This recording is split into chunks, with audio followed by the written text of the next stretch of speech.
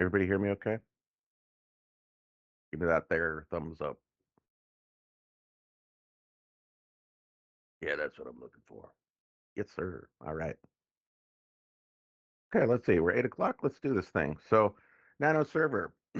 It's got a little bit of a history behind it, not too much. This is not an old technology, but it has been in flux a little bit. So, we'll get into the original design of it and then, um, where it is now and what it's being used for.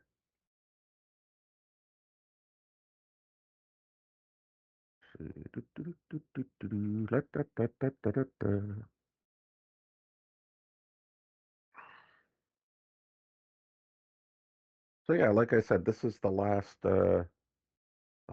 lecture. So after this, you just have to get in your two assignments for Azure and Nano if you haven't done so already for Azure, and we're done. We're done like dinner. And then after that, like any classes, it's just going to be either work periods or I'm just getting your marks back. Really, okay? So there's no new here after this. Okay, so what are containers? We have talked about them before in what's the name of the class? 1234? Is that what it is? No. 2034? 2034. Why am I saying 12? 2034. That's what it is. Um, I think I did a lecture on it at that point. So there's a bit of a difference between containers in general and Microsoft's version of containers, which they always do that, right? Um, so I am going to intro the general the general concept of containers, and then we'll get into the actual technology that Microsoft has in place. And they do leverage Docker for their work. So not just Docker, you could use other um, management tools, but Docker is the main one.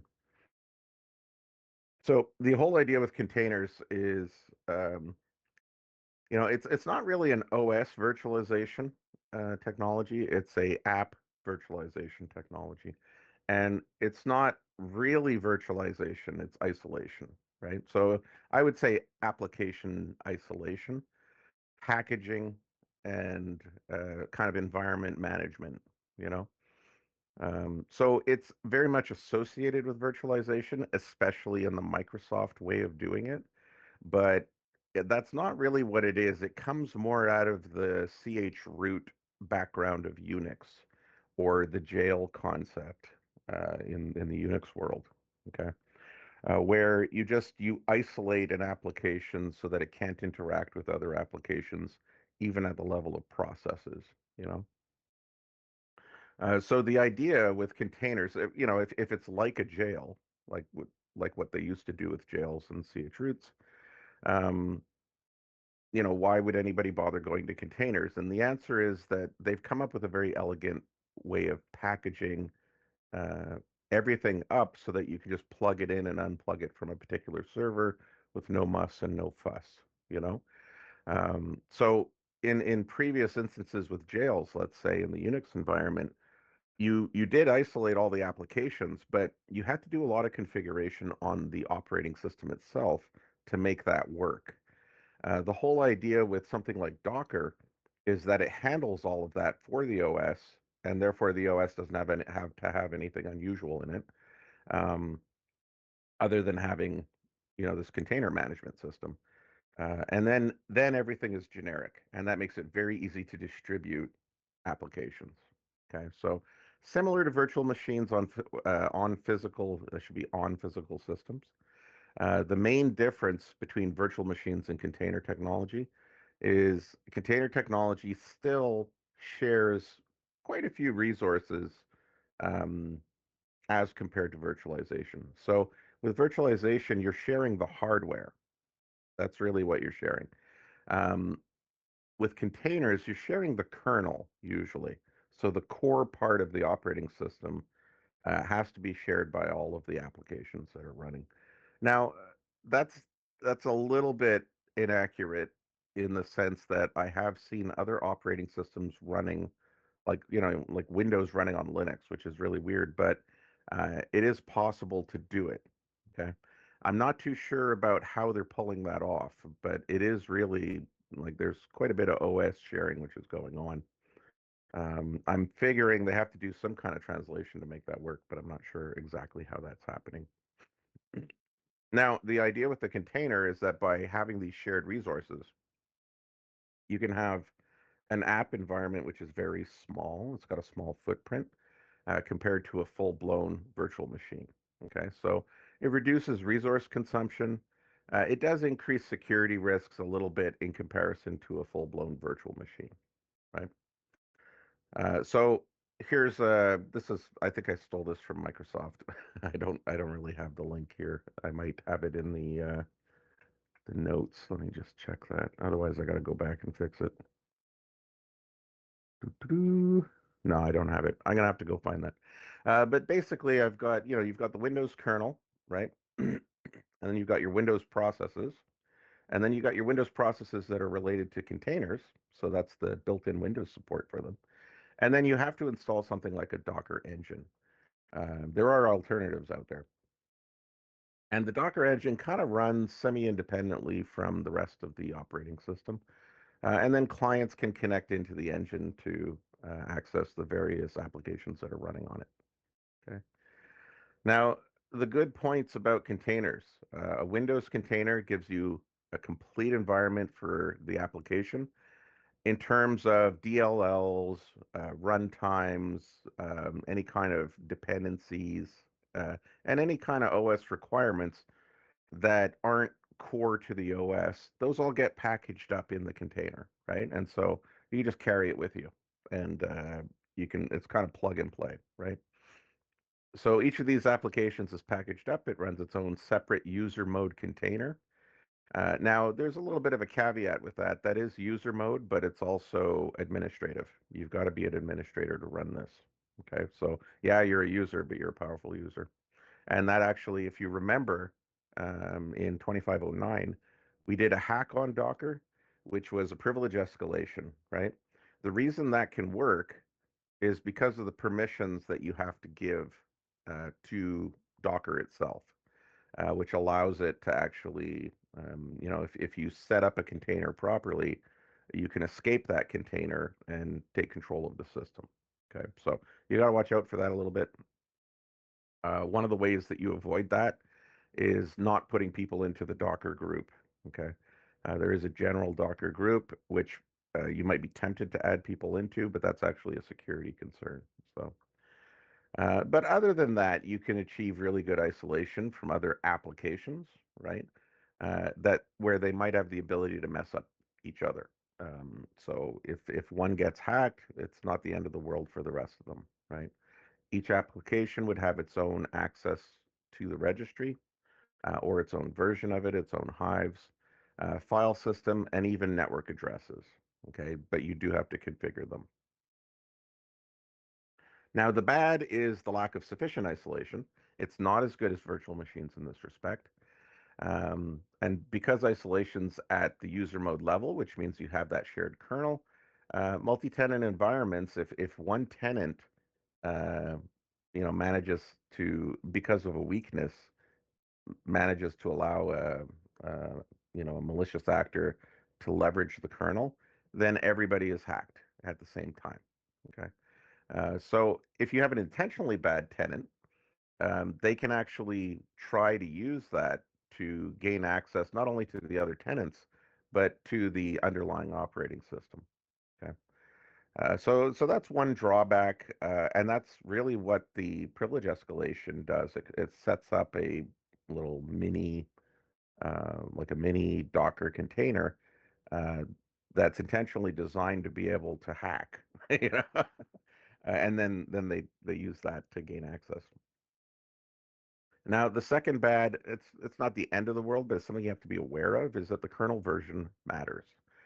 So if you have a dependency on a particular version of the kernel that you're using, there's less of a problem in Windows. It's more of a problem in Linux because, if you're on Windows Server 2019, that's the same kernel for everybody, right? If you're on Windows Server 2016, that's the same kernel for everybody. So they're multiple years apart, but in Linux, you can have versions of the kernel, and if they don't quite match, an application may not be compatible. Okay, so This can cause problems for apps that are deployed. You just have to, as the user, you have to be aware of that and make sure that you're matching. Okay. But if you don't, if you're just not aware of it, then you might find that your app is broken and it's not really too clear to you why, you know? So something to think about. Now, I call this the ugly, but it's not really it's not really ugly. It's just Microsoft doing their thing, which is Hyper-V containers. Okay. The idea here is, they always take open standards like containers and they extend them and add their own functionality to them, right? Like they've done it with DNS, they do it with DHCP, all the open standards, and they've done the same with Docker. So they had it in their head that, there are weaknesses in containers, and maybe it's a great idea if we run every container in a virtual machine, which kind of defeats the purpose of containers to some degree. But these are very, very stripped down VMs that you're running. We're not talking about, even server core. This is like minimal, uh, totally stripped down versions of whatever particular instance of Windows Server you're dealing with. Okay. So the advantage with Hyper-V containers is that they use the application-based base image and create a virtual machine using that base image. Okay, so the kernel plus a few, basic components. The virtual machine has all the libraries, binaries, and and the actual application inside the Windows container. So you're not sharing that kernel at that point. Okay, but you've taken out all of the cruft out of Windows Server to make it as small as possible. So you still have a pretty small footprint. So Windows containers are still used inside the VM, so the container technology is still there. It's just you have this extremely stripped down server operating system, which does support containers, and then it has, a container app inside it. So the key difference being that the Windows container is now being run inside a Hyper-V virtual machine, essentially, but they call it a Hyper-V container. Okay. So this provides the necessary kernel isolation, so that kind of attack can't occur. Wait a second here. Which that's a plus. It's not actually ugly. It's just a little convoluted, I would say, which is kind of Microsoft's way of doing things. So although the application is containerized using a Windows container structure, the actual level of isolation is up to you as the user. So you can say, I just want to run a container using Docker, or you could take that exact same container and say, I want to shove that into a Hyper-V container. Okay. So the Windows container is just your generic normal container managed with Docker. The Hyper-V container means that you're bringing in Hyper-V to do this virtualization with a stripped down guest operating system. Okay. Multiple Hyper-V containers can use a common base image, but they're duplicating it. It's not a shared resource. Okay. It's a template more than anything else. Um, but the idea here is that you're using this common base image, uh, and it's the container app itself which differentiates the different Hyper-V containers that you're running. Okay, so the OS itself is completely generic and based on some kind of template that you're going to call on. Microsoft publishes their own templates, and you can build your own, and many people distribute them as well. Okay. Okay, so this is where we get to Nano Server. So when we're talking about that stripped down virtual machine, Nano Server was Microsoft's. It actually has a different history. It wasn't actually initially intended for containers. It just they had their own ideas, and I think those were kind of promising, but they didn't get adopted widely, and so Microsoft kind of changed direction on it. In 2016, Server 2016, they came out with the first version of Nano Server. And this was meant to be even lower footprint than server core. So you could run it on embedded. You could take out all the stuff that you didn't need and have a very stripped down version of Windows Server that you could actually run on real hardware, which I think that's a pretty attractive option. And that was the initial intention behind it. So you could create Nano Server VHDX files, right? So for virtualization, but you could also create WIM files so that you could deploy it onto real hardware. I think that had good potential. Unfortunately, um, the adoption was just really low, and Microsoft said, if people aren't using it, maybe we can reuse this in some other way. And so they dedicated it now to containers. I would have liked to have seen them at least just keep up the support for that, because I think that has some good promise. But, you know, I guess if there's not a lot of adoption, it's really their call. But now they've made it uh, exclusively for containers as of Nano Server 2019. And the same applies to Windows Server 2022. You can't deploy Nano Server onto hardware anymore. You can only deploy into Hyper-V. Okay? So now server exists only as a containerized instance of one of those two operating systems, 2019 or 2022.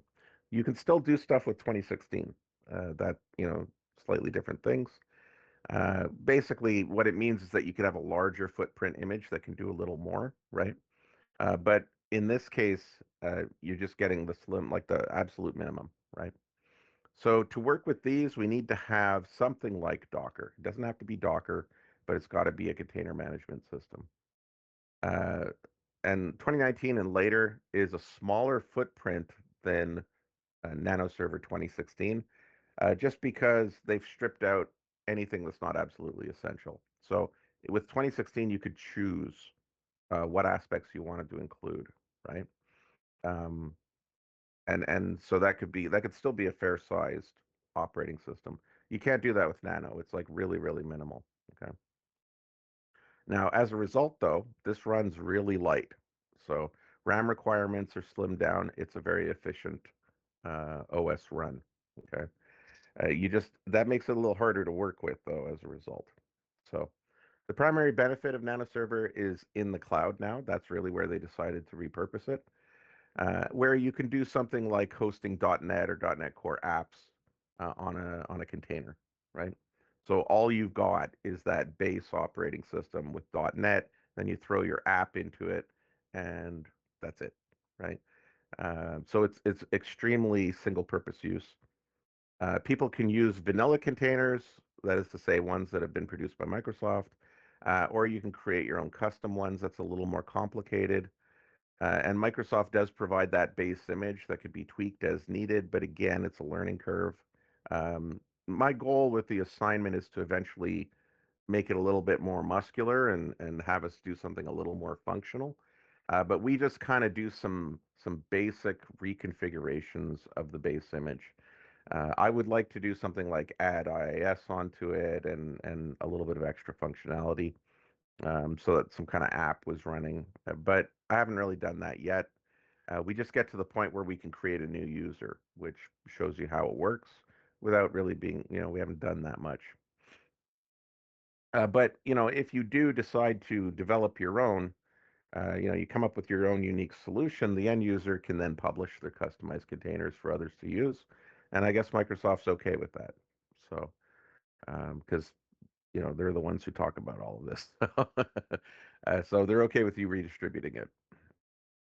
So some examples of what you can put onto a Nano server, if if you go down the rabbit hole and figure out how to do it. IIS server to set up load balancing, so you could have a number of small instances of IIS server, very basic. You might have scripting or you might have static, or each of those adds another layer of configuration you'd have to throw in there. A DNS server, DHCP server, any kind of Internet of Things, like receiving telemetry, for example. So just like an app that's processing data coming in from the Internet of Things.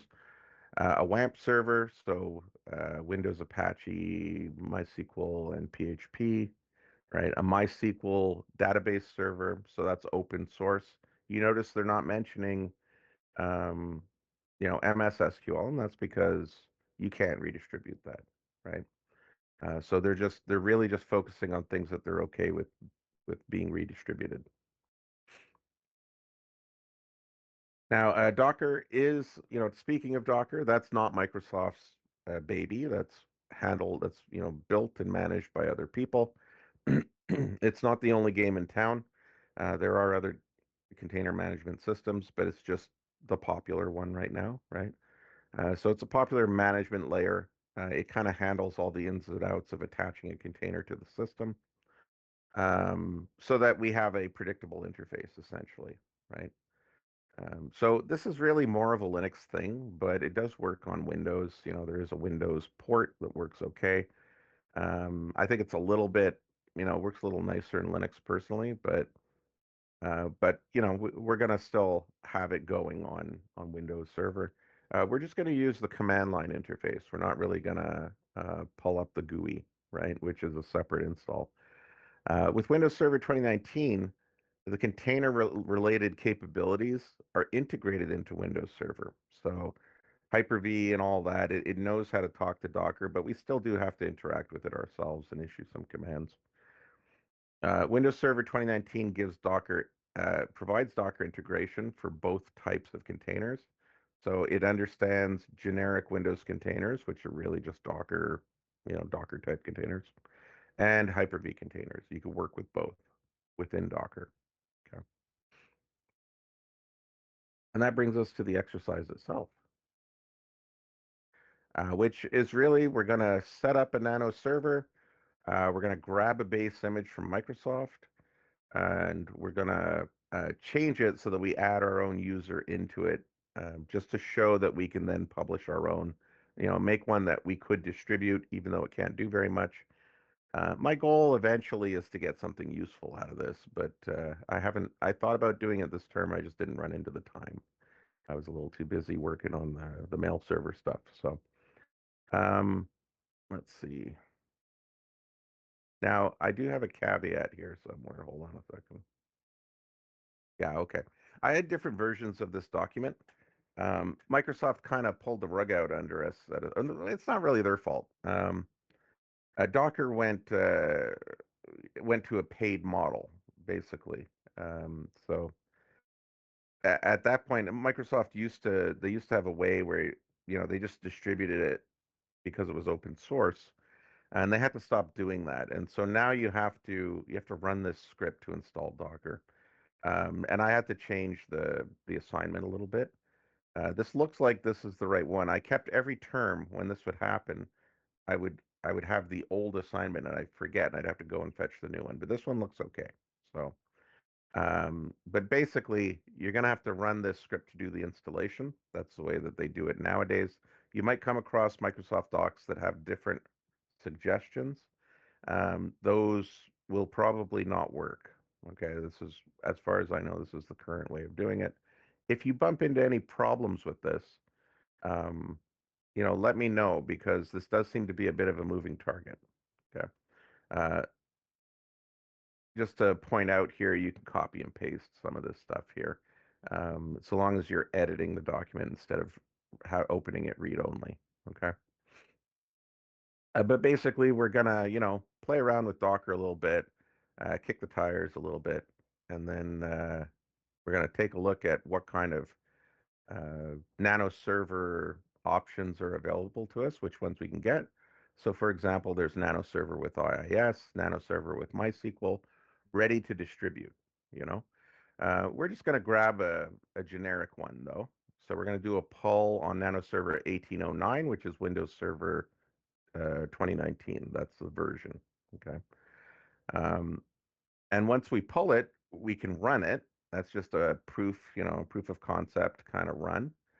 And then we're going to interact with it a little bit. And then we're going to go in and we're going to actually add an account into the system. And we're going to create our own instance, our own template, so that we can save it.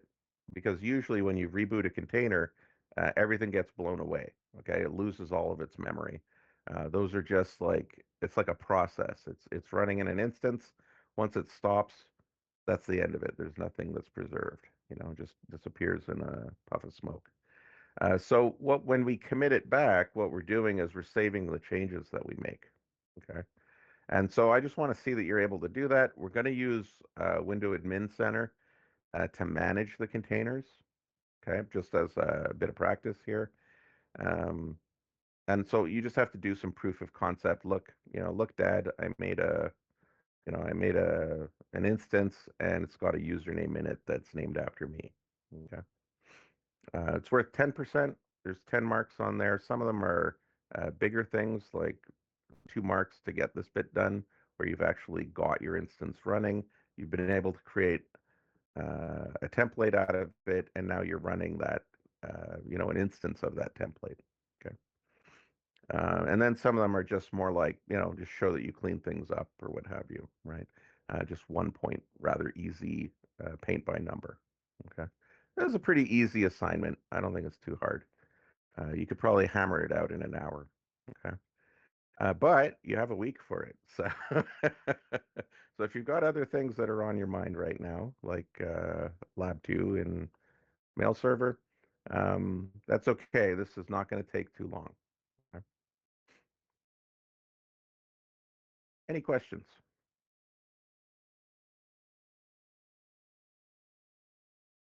Due date a week from today, I believe, or maybe a little more. Yeah, I think I give you a little bit more. Let me double check that.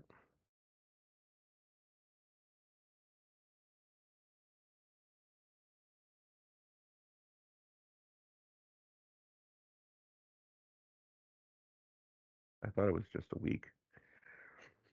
Hmm. Yeah, it is just a week. So believe the calendar. If you need a little extra time, though, I'm not going to freak out about it. I'm going to be doing a lot of correcting here.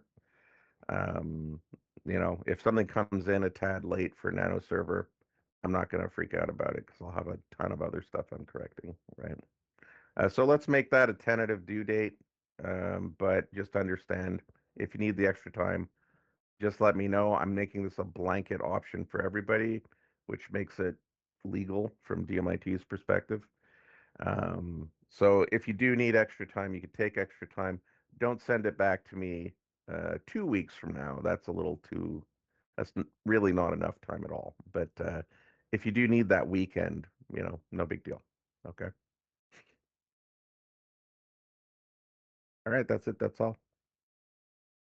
Have yourselves a happy Thursday. Bittersweet final 25. Oh, it might be sweet, sweet because, no more certificates.